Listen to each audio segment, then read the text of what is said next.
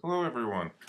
Your reading assignment for week 3 is to skim through the MLA documentation and formatting information in your handbook.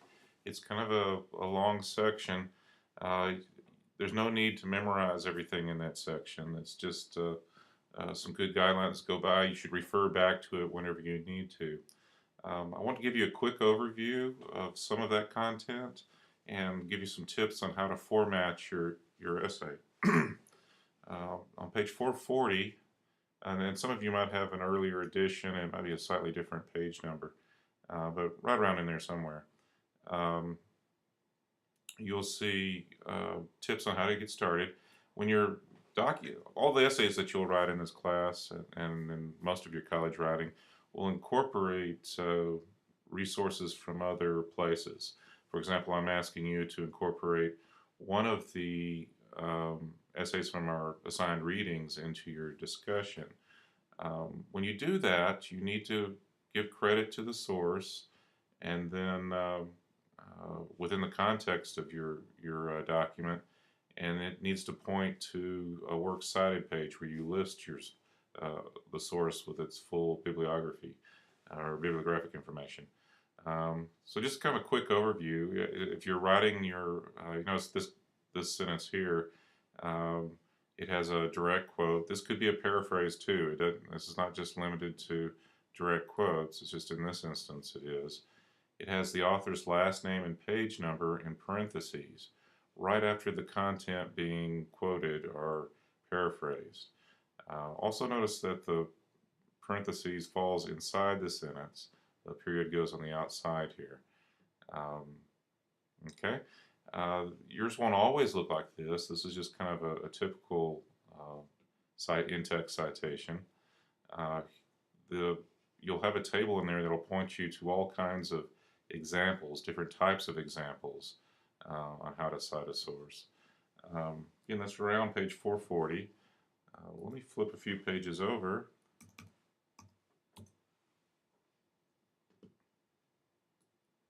And this is the works cited page, right about page 448.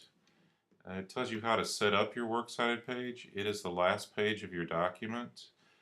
There is a heading at the up top that's in the heading portion of your word processor. If you don't have that, or you probably, I mean, you do have one, but it may not be immediately visible. You may have to click something like insert header footer, or something like that.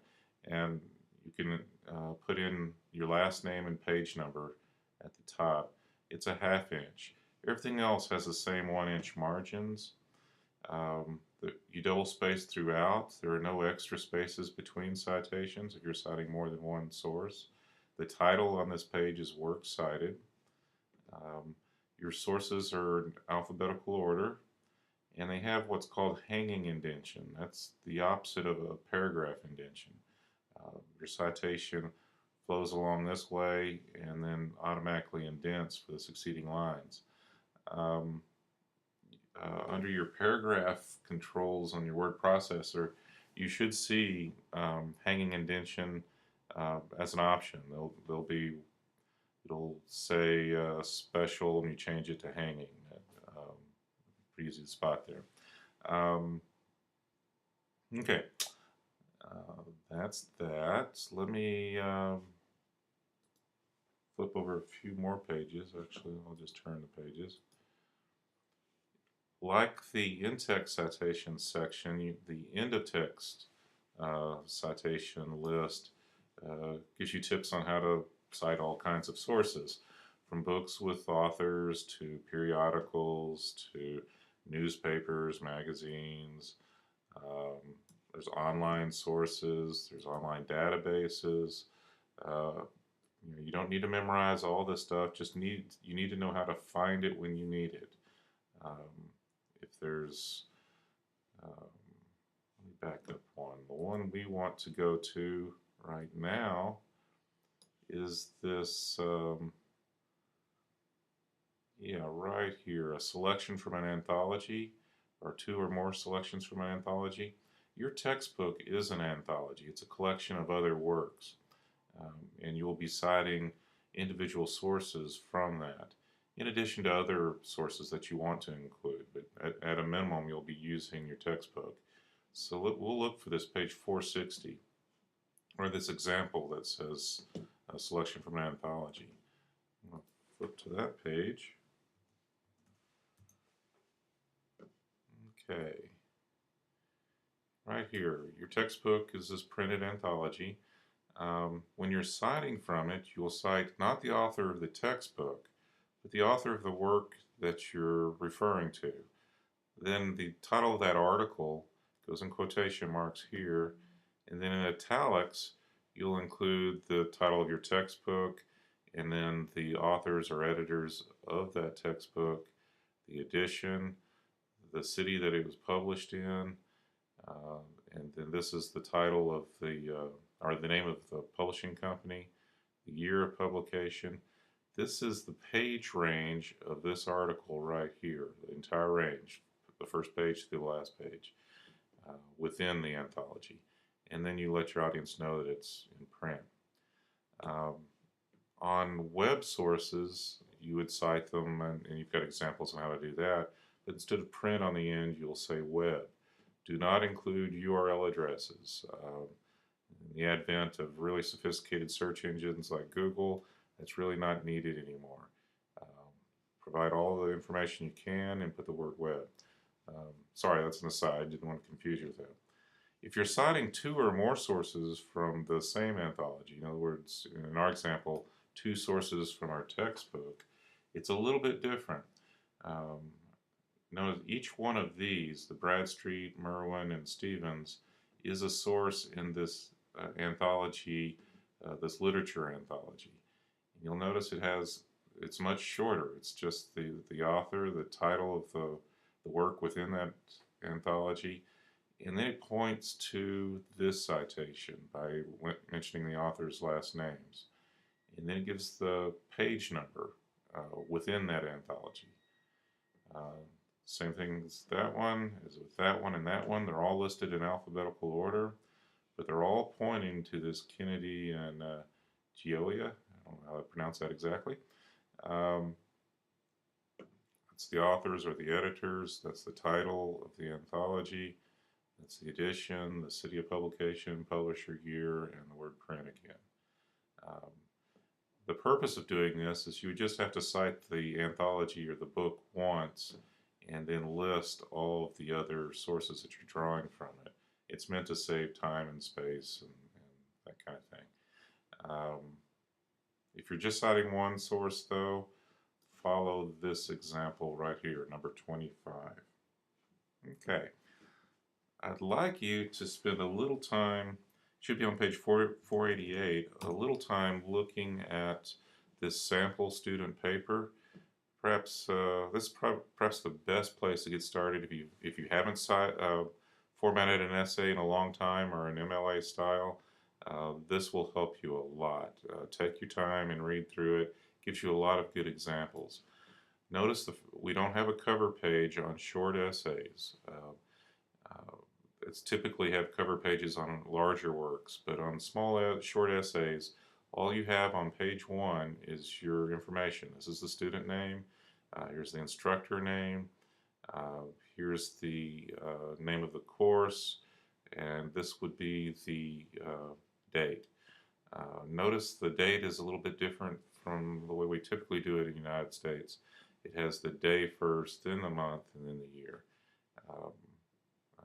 Get that in the right order. Again, on the heading portion of your document, you'll have your last name and page number in the upper right-hand corner, a ½ inch from the top. You'll notice page 2. If you set it up correctly, it should paginate automatically and keep adding the pages, so last name and page number. Look at this. This gives you tips on how to format and reasons why things are cited the way they are. For example, there's no in-text or parenthetical citation over here because the author, Oh no, I was just telling you good tips on how to write a first paragraph. I'm sorry. Right here. This is work from Al Gore. It's referring to the work as a whole rather than pointing out some point in it. So a page reference is not called for. Um, so there is no in-text citation, or I guess you could call mentioning the title and the author's name and the flow of your discussion as in-text citation enough. Here, there are a couple of works from Al Gore that are being cited in this paper, and since the author is already mentioned, all you need is the page number in your parenthetical citation. This is a part that was paraphrased. There are no direct quotes there. But here in italics, there's the title of, of the source because they'll be talking about using more than one source. So some sort of clue to your audience to let them know which one you're referring to is important. Shows you an example of a very clear thesis statement.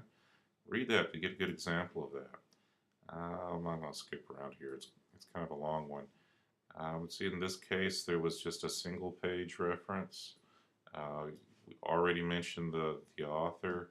So all you need in your parenthetical citation is the page number. Very, very short. Author wasn't mentioned here, so you needed the author's last name and page number. Let me skip over a little bit. I don't think you'll have any of these charts, but read through each of them. There are a lot of interesting examples. For example, if you're quoting something that somebody else has quoted, that's a little bit different. I think it has an example of that. This is a long quotation. If you quote something that's more than 4 lines, you need to indent it 10 spaces. Go ahead and double space throughout. Don't indent anything over here.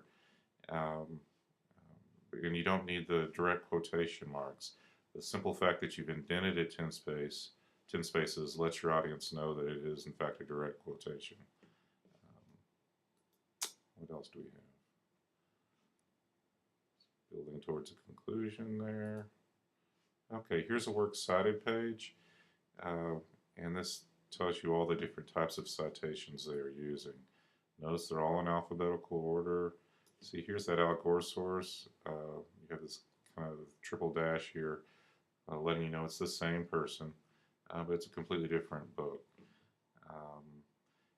This one, there is no author, so the next element in the citation is the title. So that sort of explains that one. Here's an example of that web source. Notice it uses the word web instead of print. And this format is explained in those earlier pages. But if you look at this document, this sample essay closely, you'll get a real good sense of what your paper should look like. Only yours would be shorter and cite fewer sources, but it's a good place to start.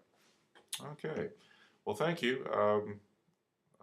I'll be talking to you all next week about your topics. If you haven't come up with one this weekend, you should be working on them.